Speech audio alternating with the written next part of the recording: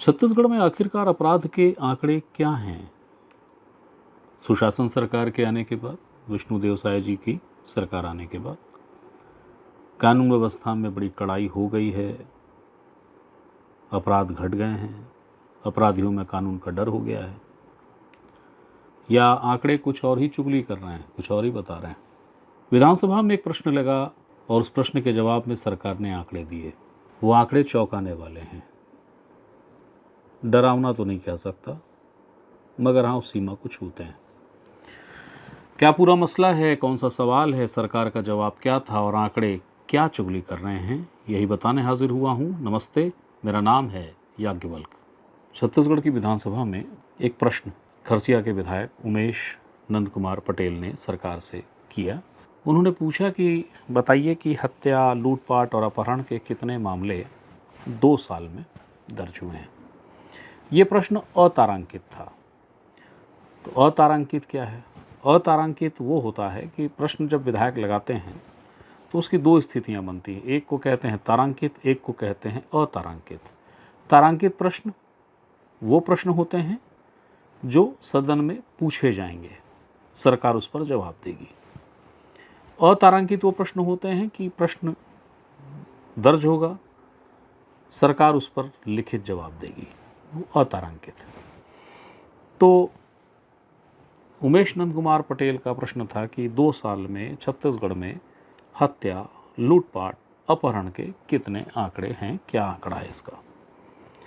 उन्होंने कहा कि सर्वाधिक से सबसे कम अपराध वाले जिलों की जानकारी क्रमवार दीजिए, और उसमें उन्होंने रायगढ़ का भी जिक्र किया कि भाई रायगढ़ का क्या आंकड़ा है। तो लिखित जवाब जो है वो आपको स्क्रीन पे दिख रहा होगा। लिखित जवाब के साथ एक परिशिष्ट था, वो परिशिष्ट ब्यौरा देता है। प्रश्न मूल क्या था?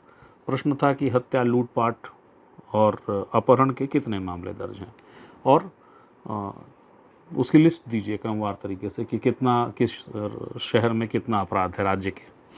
तो उसको लेकर जो अलग से जवाब दिया जाता है, जानकारी दी जाती है, वो परिशिष्ट में होती है। तो परिशिष्ट है, हमने उस परिशिष्ट को ही देखा और उसके बाद आंकड़ों को समझा कि ये जो आंकड़े सरकार ने दिए हैं इनको देखने से क्या समझ में आता है।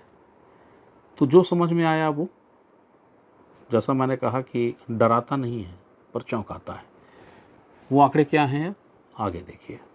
देखिए, राज्य सरकार का जो जवाब था परिशिष्ट में, जो उसमें आंकड़े दिए गए थे, अगर उस आंकड़े का औसत निकाल लें, 2 साल में कुल जितने भी अपराध हुए, हत्या और अपहरण को, हमने लूटपाट को नहीं लिया है, हत्या और अपहरण का 2 साल का यदि औसत महीने के हिसाब से निकाला जाए तो इसका मतलब है कि हर महीने 85 हत्याएं हुई हैं और हर महीने 291 अपहरण के मामले दर्ज हुए हैं।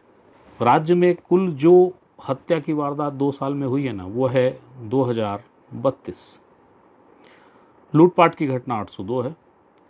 अपहरण के मामले 6993 दर्ज किए गए हैं। और जैसा मैंने कहा कि जब आप इसका औसत निकालेंगे, हत्या और अपहरण के 2 साल का टोटल आंकड़ा है, उसको महीने में बदलने के लिए जब आप उसको गणितीय सूत्र का सहारा लेंगे तो फिर आंकड़ा यही आता है कि हर महीने छत्तीसगढ़ ने 85 हत्याएं देखी और 291 अपहरण के मामले देखे।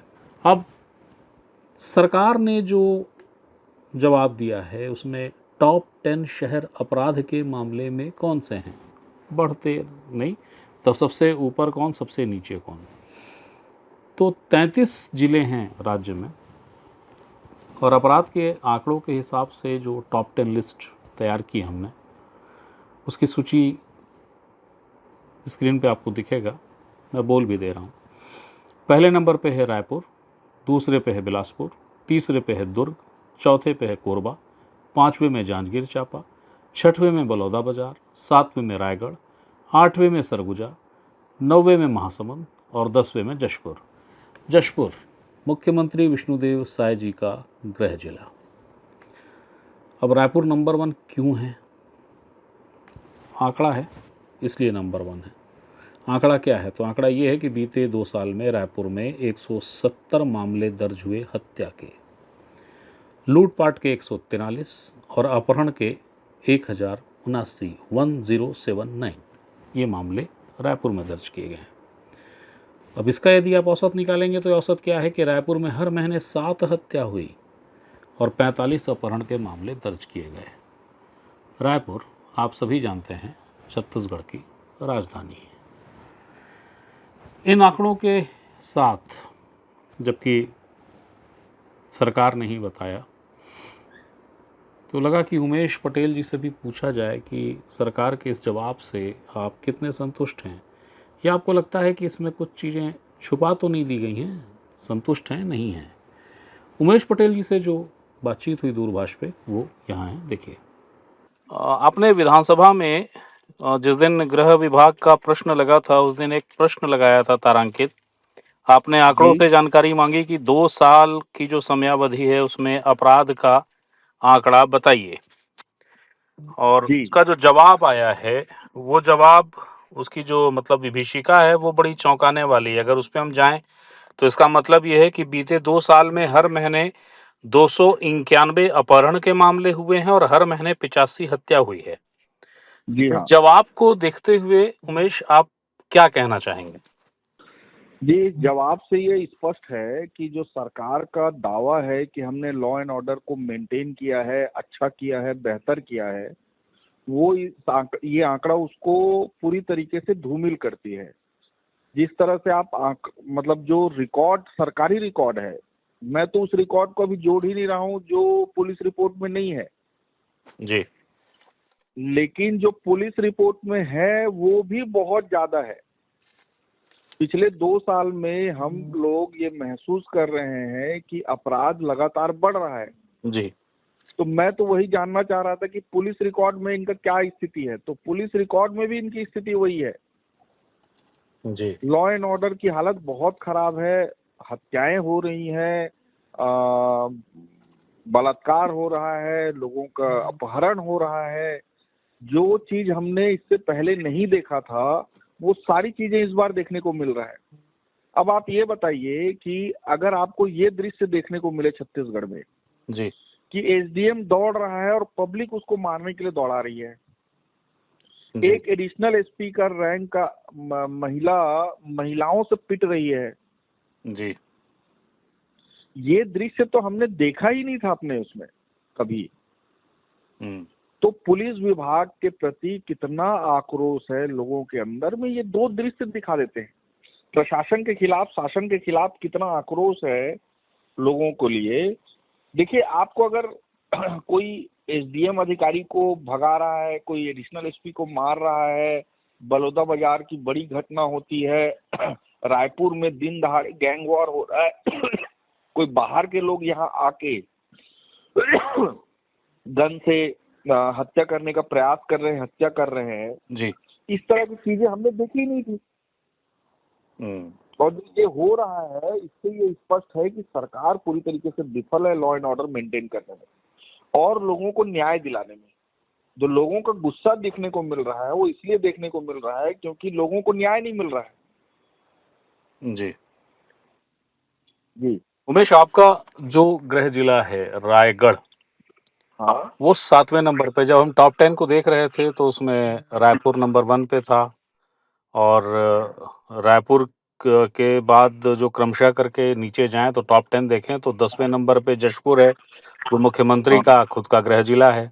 उसके बिल्कुल हाँ थोड़ा ऊपर रायगढ़ है। जी रायगढ़ हाँ औद्योगिक क्षेत्र रहा है, वहाँ पे लगातार लोगों का आक्रोश, जन आक्रोश रहा है। जिन घटनाओं का आप जिक्र कर रहे हैं उनमें से कुछ घटनाएं वहाँ की भी हैं।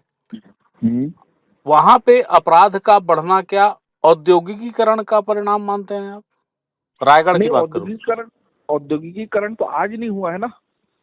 5 साल पहले भी औद्योगिकीकरण था। ये तो वही जिला है ना 5 साल पहले जहाँ स्थिति ठीक थी। जी।